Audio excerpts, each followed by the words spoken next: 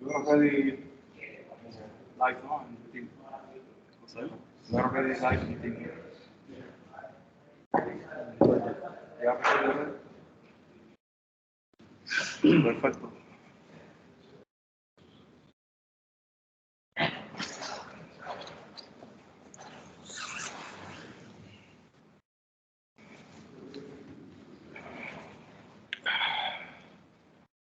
We have one guest, Anastasia. One is me, but they have another one, Anastasia.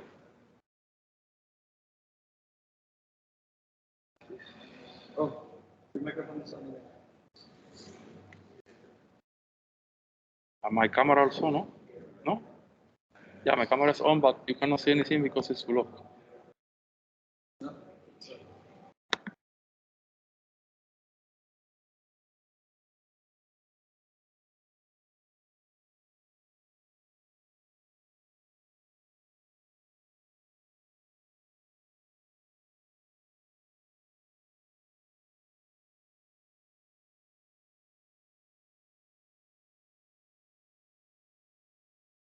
Check, check, check.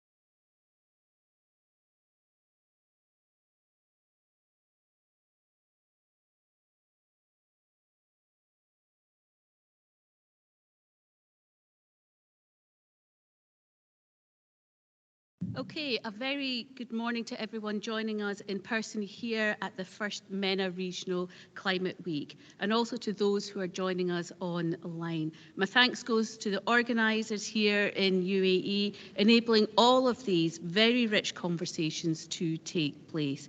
My name is Professor Taseen Jaffrey and I'm Director of the Centre for Climate Justice, and I'll be your moderator for this morning's event on tapping the potential actions of race to resilience partners in MENA region.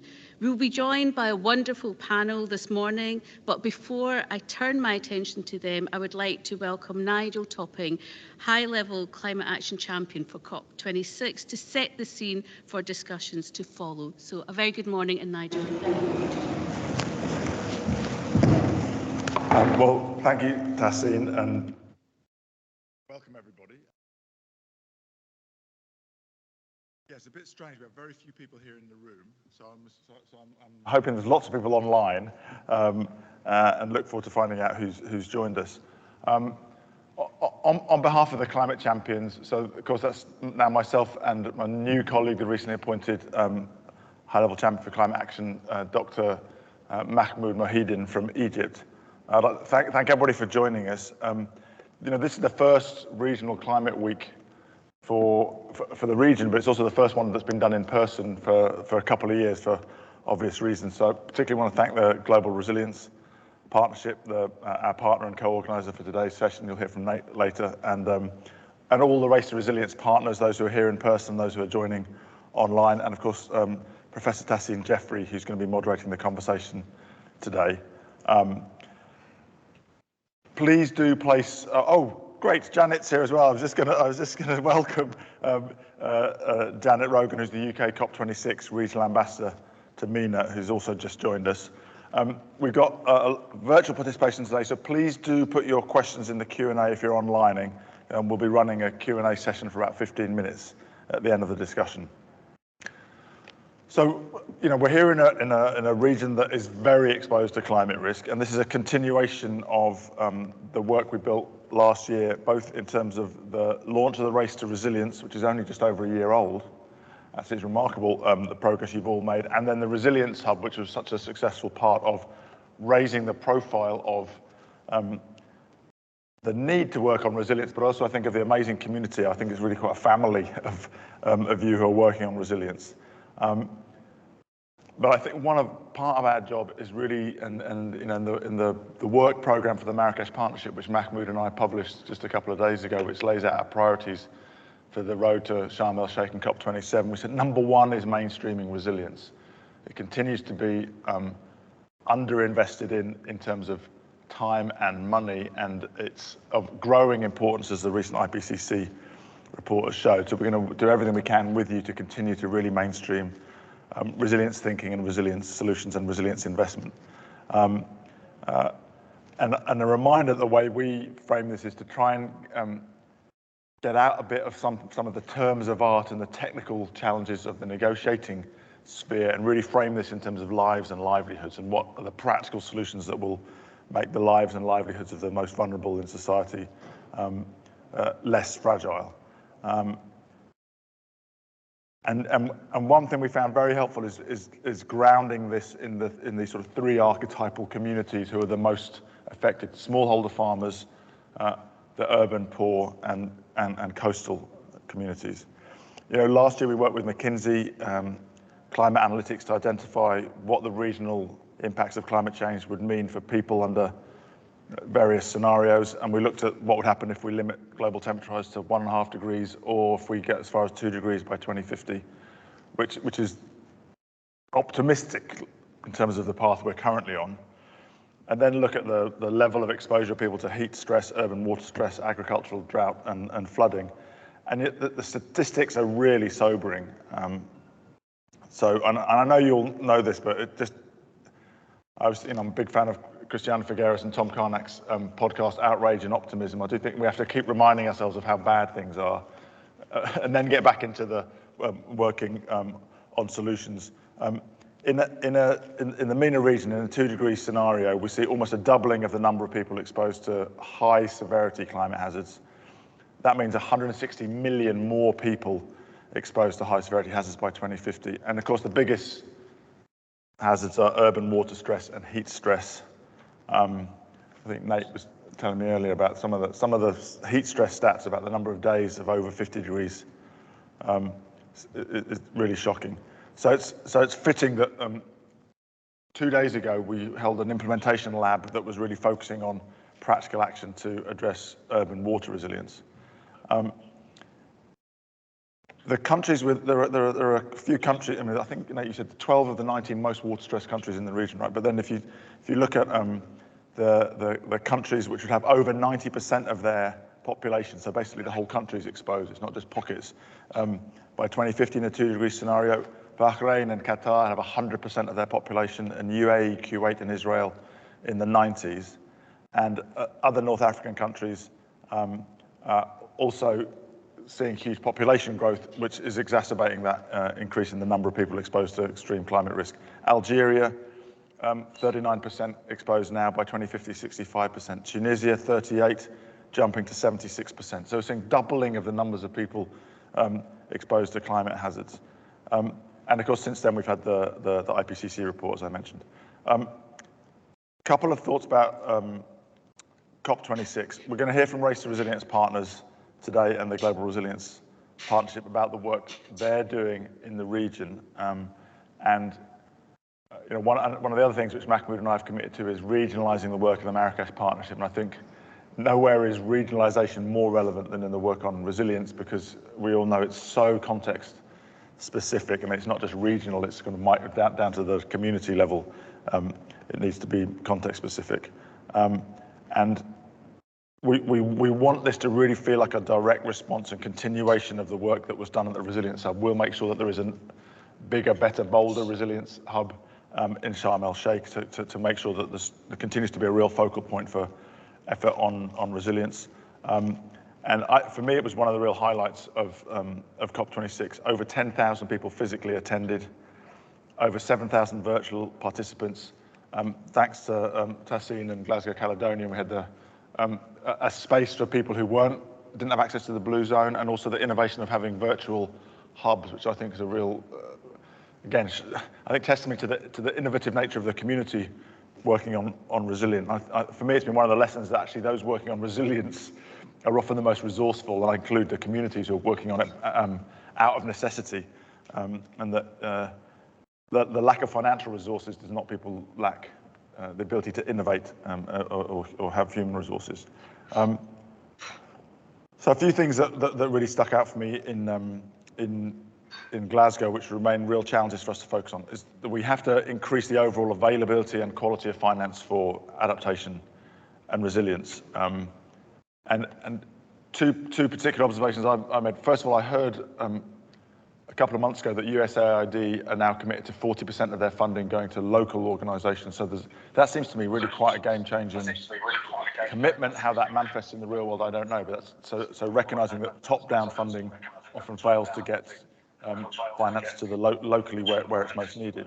And I think another thing which we're starting to explore with the Adrian Arsh Rockefeller Centre is, and some of the Race to Resilience partners, is the role of insurance type measures to provide more financial stability for individual families and communities.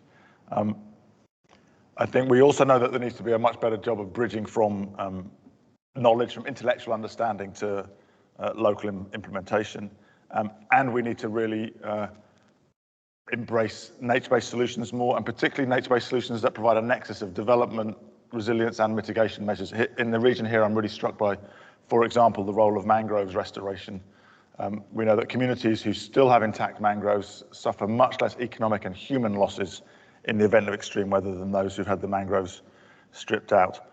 And then final point, and maybe this should be the first point, and it's back to the making sure that solutions are not just locally relevant, but are developed by the communities most affected. So there, I think, in particular, of the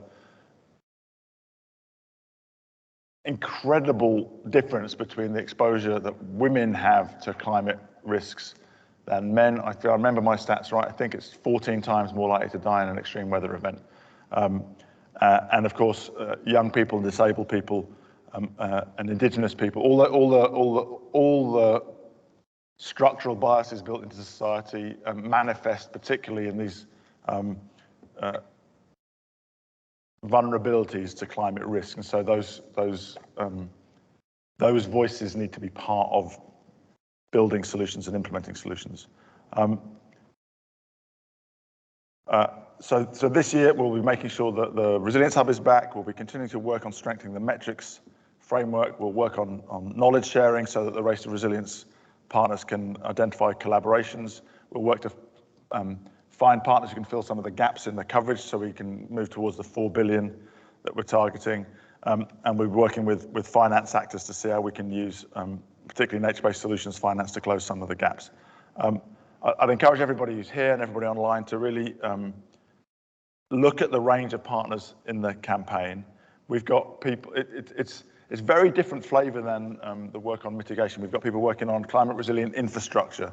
We've got cities and government, city and regional government working on their adaptation plans. We've got extreme heat action plans. We've got, as I said, the climate risk analysis and insurance, and we've got the work on locally led adaptation finance.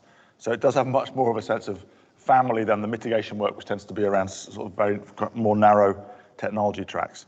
At COP26, one thing that really came to my attention is that there's no actor too big or too small to have a relevance to the work on resilience. We had a municipality in Lebanon of just 900 people which signed up to the city's Race to Resilience at the same time as Maharashtra state with a population of 115 million. And I think we need to work at all those different levels. And so I'm really excited to learn more about the conversation today and to hear from our partners. So delighted now to hand over to Professor Tahseen Jaffrey, who, as you know, is the Director of Climate Justice at Glasgow Caledonian University, who's going to be leading our conversation with our Race to Resilience partners today. Thank you. Tahseen, over to you. Thank you, Nigel, for your opening remarks. And so I guess the scene really is set, and as Nigel has pointed out, there's so many challenges ahead. It's unfortunate that Nigel won't be able to join us for questions and answers, but I'm sure we'll be able to deal with some of them as we move forward. So like I said, this conversation is not a new conversation. We started this in Glasgow, and it builds on the Resilience Hub that was mentioned by over 150 institutions, which led us to 5 main takeaways in Glasgow. And if I just recap what those takeaways are. Locally led adaptation is essential for transformative and equitable adaptation. That is clear, but it needs scaling up, but it's also subject to an availability of quality finance. There is an urgent need to increase the overall not just the amount of finance that is available, but getting a bit smarter around diversifying financial instruments and how they're used, and emphasising grant-based rather than loan-based models. Transformative adaptation and resilience requires bridging the gaps between knowledge and implementation through knowledge, brokering and advancing measurements and learning. And we'd heard around the nature-based solutions that need to be used to transform risk into resilience, and it's a process. It doesn't just happen, but it requires concerted effort and time to get through all of that.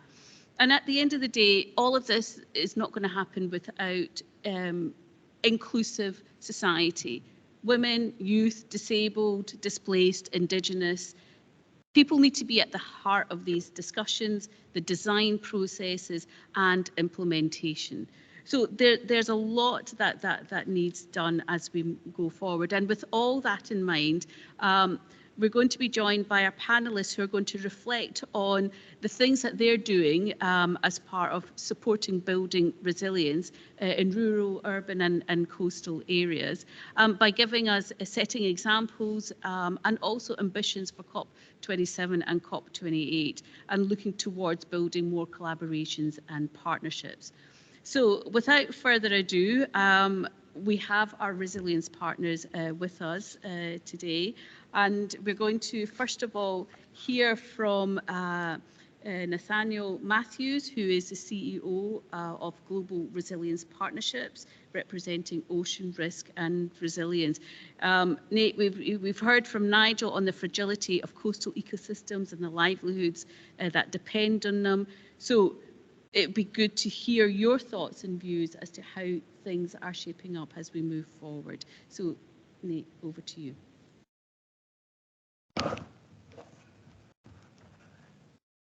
Thank you very much, Tashin, and yeah, it's a pleasure to be here today. And it's, I think when we're talking about coastal regions and building coastal resilience, obviously the Middle East and North Africa are key regions for consideration in this. And I really like Nigel's initial framing around outrage and optimism. And I think it's good to think about the problem. He brought up some really key points on water stress and speaking about freshwater.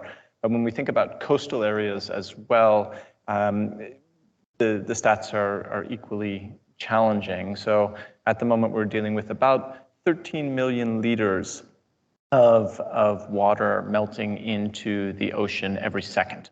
So if we think about that in relevance to the bottles we have on stage, that's about 39 million of those a second going into the ocean. And that wasn't happening 20 years ago. So this is a new challenge that'll be faced, that coastal communities will face.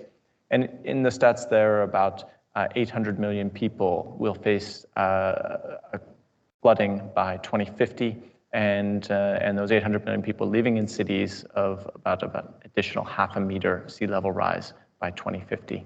So really significant challenges on the way. And I think that underscores the need for a really more ambitious response to the challenges that we will see into the future than we have at current. But switching from that sort of outrage and not wanting to admire the problem too much, there's a lot of great work being done, and that need to push to a locally led adaptation focus is also really critical. And so we're working, the Global Resilience Partnership is a co-host of the Ocean Risk and Resilience Action Alliance, and both GRP and ORA are working on innovative financial tools to build coastal resilience, things like insuring coral reefs against extreme weather events, which allows the coral reefs to be cleaned up following an extreme weather event, allowing them to recover more quickly. And why coral reefs are important? So coral reefs reduce wave energy by between 50 and 74%. And that's really key when you're dealing with sea level rise and extreme weather events. And that coral reefs also provide additional benefits like tourism, and which is key for local communities. But also a coral reef compared to, say, a gray infrastructure. In 10 years, gray infrastructure may need maintenance, but in 10 years, coral reefs usually just continue to grow stronger. So we see similar stats around mangroves as well, which is also another key opportunity here within the MENA region. So I think there's the flip side to the really scary stats around adaptation and resilience is the opportunity for the MENA region, with both this COP coming up and the next COP, to take a leadership role in building resilience. And as Nigel underscored, the need for resilience is more recognized now than it had been in the past. So we used to be in the past, we were talking about climate impacts into the future, but we realize now with that climate impacts are hitting us now and will continue to be amplified over the coming years. But it's really the need to build resilience now is there. So I think that the opportunity to use resilience as a perhaps a different conversation starter to address some of the key problems here. And I think also within this region, what's unique is that it's, as was already mentioned, it's a highly water-stressed area. There are already significant challenges in terms of heat stress and significant challenges for coastal communities that aren't climate-related. So they're related to geopolitics, they're related to the way development has occurred. But because those geopolitics are quite challenging, perhaps the challenges of climate change provide a new entry point to address some of those key issues. And I think resilience is sort of that sweet spot, as I see it, of course, very biasedly within the Global Resilience Partnership, of where adaptation and mitigation come together.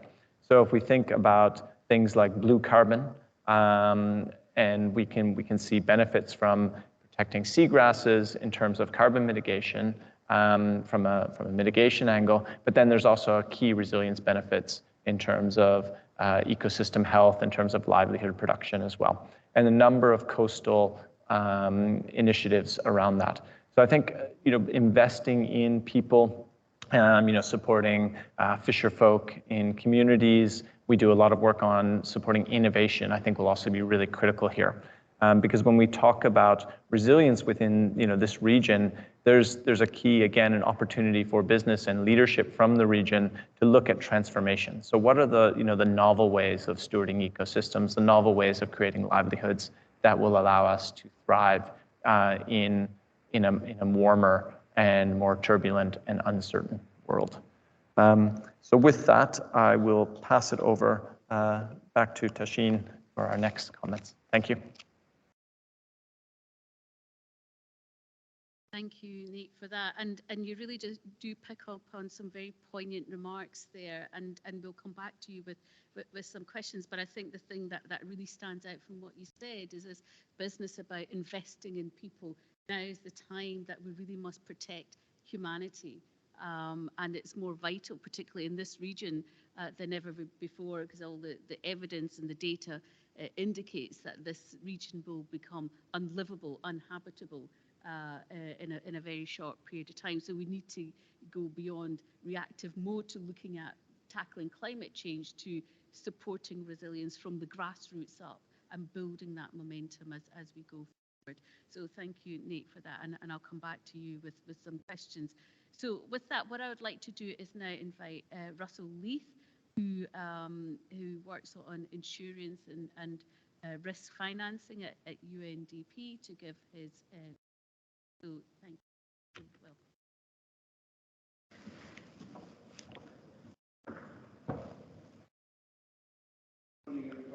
Welcome. It's my pleasure to introduce insurance to this vast problem that not only the MENA region faces, but also everywhere else in the world. Insurance, from UNDP's perspective, only became a reality about 3 years ago, with the Insurance Risk and Finance Facility being set up and developed. Primarily at the moment, it's funded by BMZ. Our primary role is to provide a global insurance and risk finance facility that will help communities, particularly with a focus on inclusive insurance, and governments look at their risks associated with climate and other catastrophes that impact communities. Our first task has been to develop a diagnostic report on the environment for insurance and risk finance.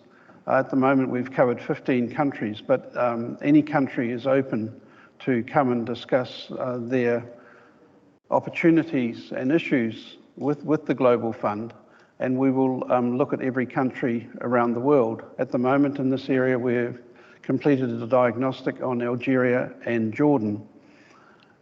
What it's highlighted to us is the fact that the insurance industry, which has over $300 trillion invested in the market from their assets around the world, has done very little to actually work with the communities that they operate in.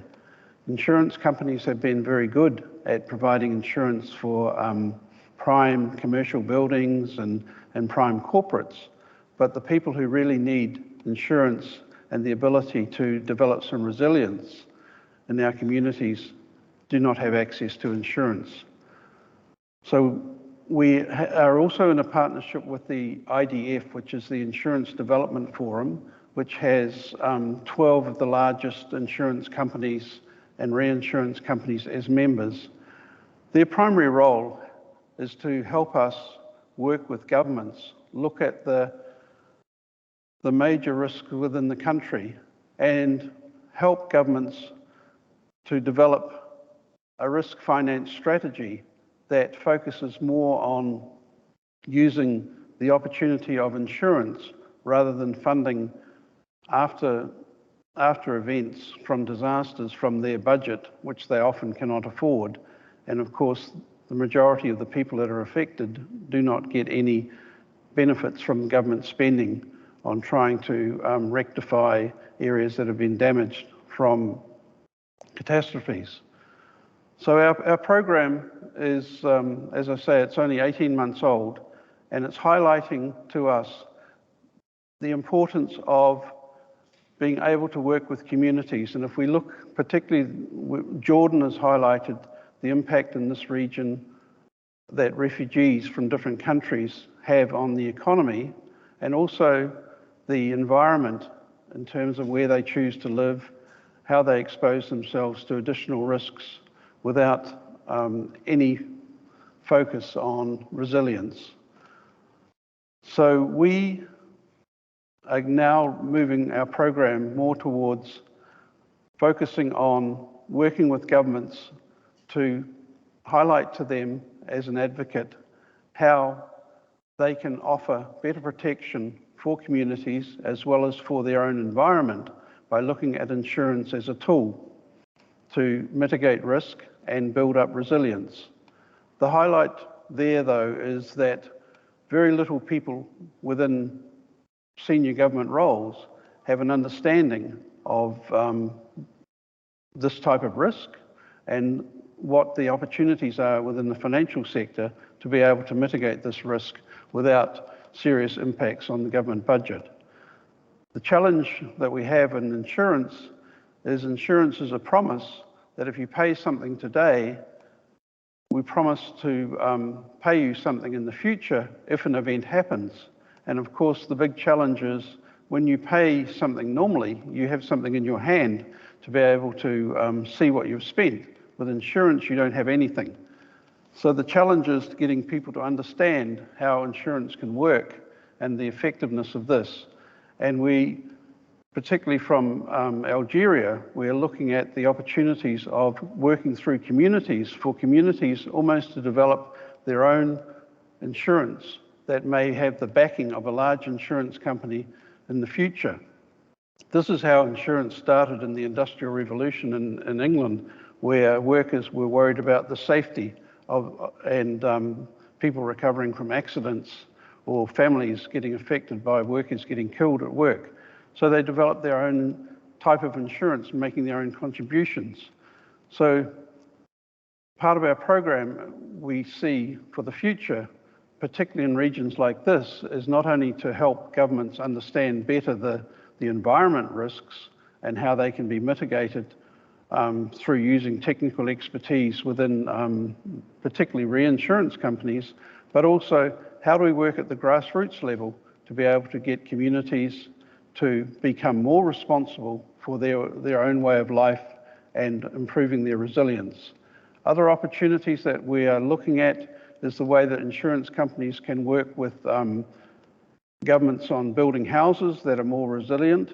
There was a very successful program in Vietnam for coastal housing where insurance helped contribute to building more resilient homes to coastal perils, and also how insurance can help when we think of heat in terms of some companies are now offering solar packages with insurance associated with helping finance that and packaging that so that perhaps eventually some of these homes can get a cooling system.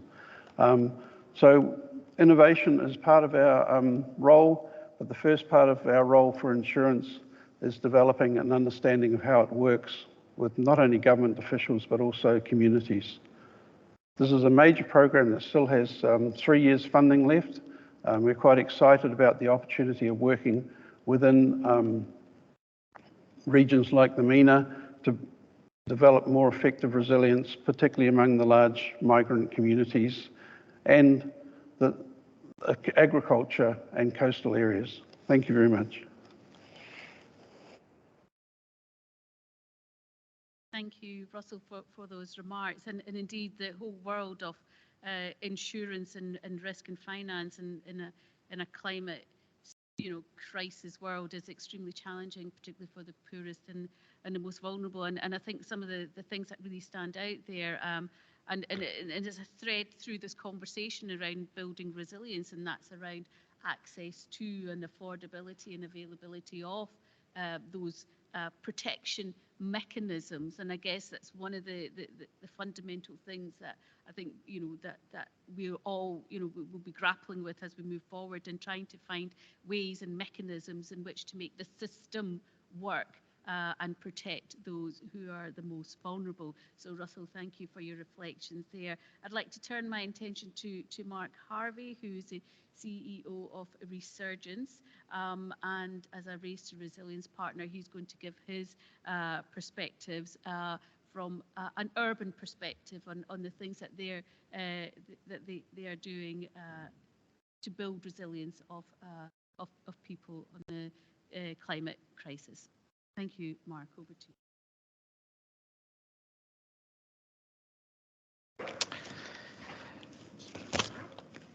Good morning, everybody. Yes, as Professor Tazima said, we are a transformation partner of Race to Resilience. We're also a partner of the Risk-Informed Early Action Partnership, REAP.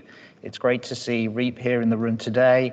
And I think collectively, we were galvanized last week by the call of the UN Secretary General to bring coverage of inclusive early warning systems to every human being on the planet. I'm going to come back to that after I've explained how we are approaching our work in MENA. First of all, we're a UK-headquartered social enterprise. We focus 100% on urban climate resilience. We are not risk modelers. We work in the sweet spot that really exists between the climate risk modeling and users, whether they are vulnerable communities, whether they are infrastructure managers in cities, whether they are humanitarian Red Cross actors in the urban space, or whether they are city media. So we are intermediaries of sorts. We have expertise in risk communication, in inclusive early warning system design, and also the use of open data for innovation in climate resilience. The foundation of our approach to working in MENA comes from the work that we did 2 years ago, working with 25 cities across MENA, using the UNDRR scorecard, the 10 Essentials framework, that looks at 10 areas, 10 dimensions of urban resilience, everything from the capacity to understand and predict future urban risk, to infrastructural resilience, to financial resilience, including through access to insurance, to the use of nature-based solutions for protective buffers. So we used that framework and worked collaboratively with city officials from cities ranging from Daman, which is the third largest city in Saudi Arabia, right across the Levant, working, for instance, with Amman in Jordan, working in the Maghreb with a number of Tunisian cities, in Sudan, working with 6 cities, including Khartoum, right across to the west to Nouakchott in Mauritania. And there were 2 headline things that came across, not from us, because we didn't do the analysis. It was a collective analysis by the cities. 2 things came across. First was actually that data was a real issue. That data, where it existed, was siloed, it was locked up in different ministries who guarded it at times, didn't wish to release it, didn't have the technical capacity either to create the devices, the interfaces, the APIs to allow easy access to share it, to create a much deeper and richer risk analysis. And the implications of this are twofold. First of all, it becomes a challenge at the level of insurability to actually have that granular exposure analysis that Russell knows is so important So a challenge around insurability, but also a challenge around innovation, because it's very hard to, I think, instill into the sector we work in, adaptation and resilience, if we can't actually unlock the innovation capacity of local companies, startups, scale-ups to start to innovate and provide new kinds of services in the climate space that actually create capacity beyond the government-led actors, including the national weather agencies. Because although they have a central role, actually we do need to broaden and deepen this very embryonic adaptation and resilience economy, and we need that in MENA as well. The second thing that came across to us was that actually the national weather agencies were really struggling with serving urban users. This is a very highly urbanized region, and in common with many other parts of the world, national weather agencies had focused on supporting farmers for rain-fed agriculture and the aviation sector in that order, but had not kept pace with the urbanization of the region. And what that meant was that not just vulnerable residents often living in informality, not that they just weren't getting local forecasts, they weren't getting any early warnings either, nor were the other actors in the city system, those utility operators, the infrastructure providers, the Red Cross. So a real gap there, a vacuum almost, that needed to be filled. Not just around heat risk, which of course is the most dominant climate hazard, but also around flooding risk, particularly in those coastal areas that Nate referred to. So how are we responding to that ourselves, and how are we applying things that we think have worked outside the region? Well, one thing we're trying to do is to bring in a service and a program that we developed outside of MENA in East Africa. In effect, it was incubated by the UK Met Office in partnership with support from the UK FCDO under the WISER program, the Weather and Information and Climate Services for Africa program.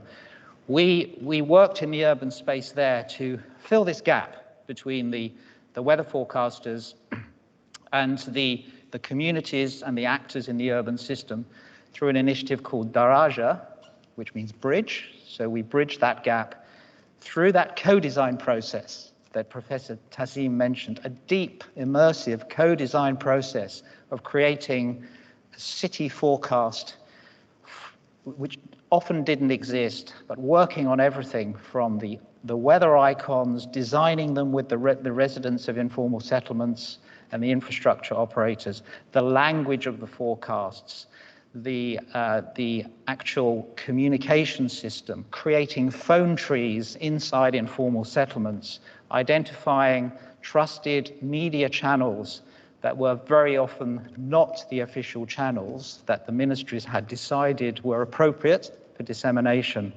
turning that completely on its head and starting off with the user saying, where do you get your sports information from? Where do you get your gossip from? We want to inhabit those spaces with daily weather forecasts and with early warnings. So a very deep, immersive co-design process that generated a 98% response rate in the communities that we were working with. What response meant was, for instance, water vendors in the settlements would order water earlier if there was a forecast that there was going to be a heat wave. So they would order water in sooner. If they knew there was going to be flooding, that would affect which settlements they went to because the roads weren't tarmacked. Similarly, the city officials would prioritize the removal of garbage from certain places in advance of a heat wave because they knew there was a risk of toxicity. So a whole set of actions that also led to measurable financial avoided damage and loss, and created an inclusive self-supporting system, because it wasn't, the Daraja service was not our service, it was not our data, it wasn't our forecasts. These were the forecasts of the National Weather Service, creating a city forecast underpinned by an inclusive feedback and communication systems for forecasts and early warning. That is what we're hoping to bring to the MENA region. We've had a lot of interest from cities across the region, and to launch as a network in Sharm el-Sheikh later this year. Daraja means bridge in Swahili. It happens to mean temperature, as in degree, Celsius or Fahrenheit in Arabic. So we hope to introduce this into the region, and make this our contribution to that galvanizing call from the UN Secretary General last week on World Meteorological Day. There are a quarter of a billion plus people living in cities in MENA, so we hope over the next 5 years to actually make that contribution to the Secretary General's call.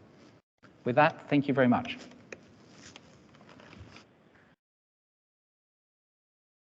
Thank you, Mark, for that. And it's what I find really interesting about that is a success story, and I guess that's what the resilience platform is all about, is thinking about how we scale up and scale out good case studies and good examples of really good practice across the MENA region.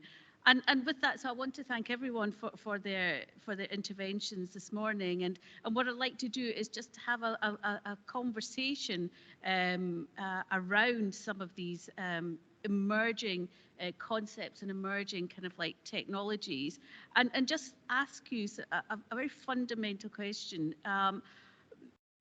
What we heard in COP26 and the journey to COP27, and with the good work that's going on through the Resilience Hub and with our partnerships, what do you think needs to happen to mobilise these insights and these initiatives so that we're able to get deeper and wider impacts across society? It seems like the challenge before us is very clear in the MENA region with heat, the onslaught of extreme weather events, coastal flooding is going to be huge, and overriding all of that is the danger of the migration of people moving away from coastal areas into more urban. So, Nate, if I could turn my attention to you first of all, what needs to happen so that we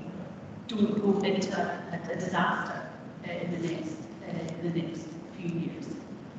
Thanks. Yeah, I mean, I think it's a very pertinent question. I mean, I guess there's a whole list, and you could probably speak for hours about what needs to happen, but just to narrow it down to three things. I think the level of ambition, as I mentioned, I think needs to increase. So recognition, we're facing these challenges, but the flip side is that there's key opportunities here. And I think we really need to rise, as a society, and especially the leadership potential from the MENA region here is huge. I think, when you're in this region, you really recognize that there's real opportunity. There's certainly lots of innovation. So, and there's been lots of business leadership in the past. So I think that level of ambition needs to rise to the challenge. And I think that there is certainly an opportunity for that. And then I would also say that two words, I think there needs to be an aggregation and a disaggregation. So an aggregation in terms of people coming together, of partnerships, of leadership from the private sector, which we saw a lot of at the COP, and an aggregation of thinking around regionalism and where there's opportunities for lessons learned and sharing, but then a disaggregation of funding down to local people. So the Global Resilience Partnership, we were one of the founding signatories of the principles for locally led adaptation. And I really think we need more support for locally led adaptation. Really thinking about how we can work with communities on the ground, as Mark highlighted, how we can do more in terms of insurance. We know there's about a 4% insurance coverage in developing countries versus about 52% in developed. So really working to build that trust with local communities and working with them to promote that locally led adaptation through disaggregation. Thank you. And if I could just stick with you for a second on the very last point that you raised here around trust and local communities, particularly in the MENA region, issues of inclusivity and gender sensitivity are particularly challenging and difficult.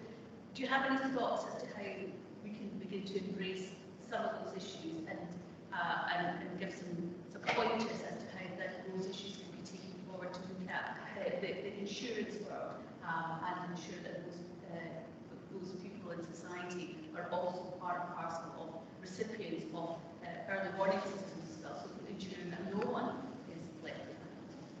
Yeah, it's a really key question, and as Nigel mentioned, it's the stats are that women are the most impacted both during and after a disaster, and women and girls, I should say, and so that's in terms of mortality rates, in terms of schooling post-disaster, and many other components. So I think if we look to other regions of the world where support has gone to women's groups, to women leaders, especially in communities, then that type of resilience building is often more holistic for the community. So I think we can really draw lessons from elsewhere, and also to show how to build effective resilience must be inclusive, it must be participatory, it must be equitable. And I think so drawing those lessons from other parts of the world to help spur more support for women leaders within communities and within businesses in this region, I think.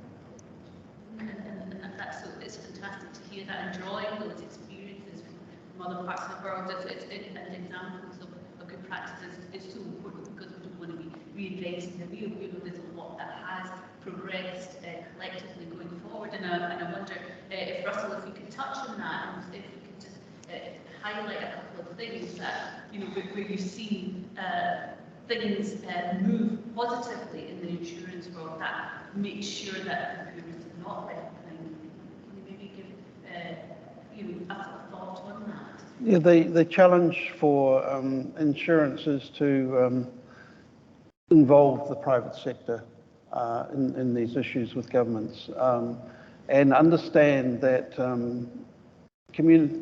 insurance works on volume, and the major sector of the population in this region doesn't have access to insurance. So how do we develop that more effectively? For example, Takaful is a specific type of insurance for the Muslim community. It's quite underdeveloped in this region, but it's basically the principles of Takaful are community-based. And so how do we connect the community needs with the large insurance companies that can help reinsure the risks at a lower level? We see that once we can have, the target for the UN program by 2025 is to have an additional 500 million people insured, having access to insurance. A large percentage of that number could come from this region. So we're actively needing to work with community leaders to be able to help understand that they can better manage the risks, and then link that to the private sector, which can ultimately cover some of the risks through reinsurance at a higher level. Thank you, Russell, for that. And it's good to hear. And I want to just spin over to Mark with a reference to early warning systems. Have you seen examples where people have actually been left behind, and it's left you wondering, actually, do you know what, that cannot happen? And if I could keep your remarks very short. Yes. Yes, we surveyed 1,000 households in Nairobi and Dar es Salaam, and 45% of them, some of them, even though they were living within line of sight of the skyscrapers and the antennae and the observation equipment of the national weather agencies, 45% of them said they had no access to weather forecasts or early warnings and looked up at the sky. I view that as actually that access to early warning information as a climate justice issue, as well as the need to create a global public good. So yes, there is that need. There's also the need, I think, though, to find financing mechanisms that also support all the awareness-raising work, the local communication links, and build a model around the avoided damage and loss, a financial model, because we have to move models, services like Daraja, from the primary cities into the secondary and tertiary, and do it ideally in coordination with the insurance sector, because there's a big crossover. But we do need to create market-facing models, even though we consider this information to be a global public good and a climate justice issue. Thank you, Mark. And indeed, climate justice it's so important that those issues of injustice are addressed, because we know the overarching issue that underpins climate justice is that those who have contributed least to climate change are suffering the most. And I think that is more prominent now than it's ever been before, and with the next COP being the Africa COP, to make sure that these issues are not left behind. So with that, I would like to thank all my panel speakers. But what I would like to do now is to hand over to Janet Rogan, who is the UK COP26 regional ambassador for the Middle East and North Africa, to give her thoughts as we have this conversation and so many challenges before us, for her thoughts and remarks as we draw to a close. So Janet, very welcome. Thank you. Carrying this thing around. Thank you very much. And I think what we've just heard today really shows that the adaptation and resilience elements of the agenda are crucial to have the elements of partnership. And we look at mitigation, and through COP26, through the processes that are established with the UNFCCC, it's easier to tackle mitigation because we have that target of 1.5, and that gives you something to aim for. When we look at adaptation and resilience, it also really crosses over with the development agenda. And again, we've heard a lot of that today. And you can see that because when we're really talking about adaptation and resilience projects, we're also talking about the community. And that's another element which comes into the overall Paris approach and the Paris Agreement, and we've seen it in COP26, we're going to see it in COP27, which is collaboration. None of us can do this alone. We need to have the collaboration of governments giving leadership and direction and bringing in, convening the other parties, which is the private sector, and we've got very good examples, a good spread of examples here of the kind of partnerships that can be brought to bear, but right down vertically to the communities and the grassroots levels. We cannot find solutions for other people. We have to help people to find their own solutions and to build their capacity to be able to develop solutions, build their own resilience, protect their natural infrastructure, whether that is mangroves or coral reefs or forests or other nature-based elements of our existence, which are all threatened in different ways by the climate crisis. Mark, you might be happy to know that on the question of your Daraja project and the WISER, I actually announced an extension of the WISER project to the MENA region last week at World Water Forum of a £5 million a project from the UK government to make sure that we are going to bring the lessons learned from Africa into the MENA region more broadly and enable that further approach on early warning on a good scientific basis to be spread out to the community. So it's going to continue. I just want to say a word about water, since we did have the World Water Forum last week, and very often we operate in our own little silos. It was very interesting and very clear at that forum that at either the global or the regional level, we have not really had a very systemic approach to water, which is amazing considering A, how important it is, but B, how much work is done on water and how many different projects in different aspects, whether it's water and sanitation in rural areas or urban areas, or it is about protection of water tables and elements like that.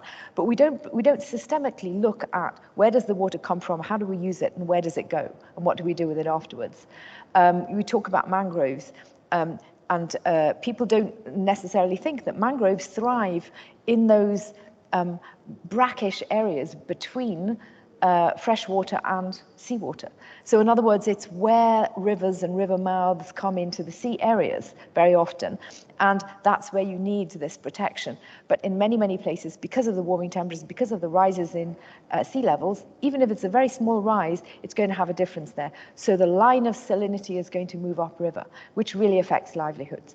So there are a whole bundle of elements that are brought together in both finding nature-based solutions, in helping communities to build their own resilience. There's a physical resilience, there's also a community resilience to these changes that are happening around them, understanding them. The science can help. Private sector, philanthropy, governments can come together to help communities to build their solutions. And that will help them ultimately to be able to thrive, which is what we want. My last thought is actually just to come back to the beginning and remind us about development.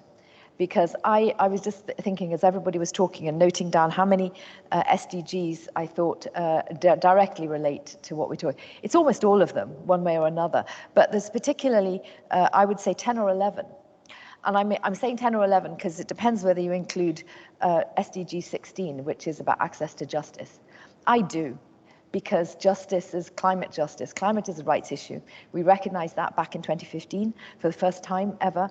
And it touches on all the others. It is about water. It is about food security. It is about good use of our natural resources, whether that is the earth on which we grow our food, or whether it is the mining where we extract, or whatever it is that we're using, or the forests.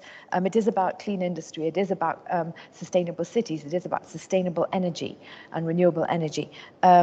And life on water and life on land. So everywhere you look in the Sustainable Development Goals, we've already got some of this marked out. And adaptation and resilience is the part of the climate agenda where you see most clearly that nexus between climate and development issues. So when we situate ourselves in that space and come together, as the Race to Resilience is doing, as the Resilience Platform is building the understanding, the knowledge, the partnerships, and it's really wonderful to see this resurgence on the side of the Race to Resilience, on the back of the Race to Zero that we've really had great success with. And it's going to really help communities, cities, so levels below the state level to be able to engage with others in order to do this work. So I think as we look forward to COP27 on the road to Sharm el-Sheikh, we are really going to see, I think, a big increase in engagement on resilience. So thank you all very much for the examples that you've given us today, and for the work that you're doing across the entire agenda of resilience. Thank you very much.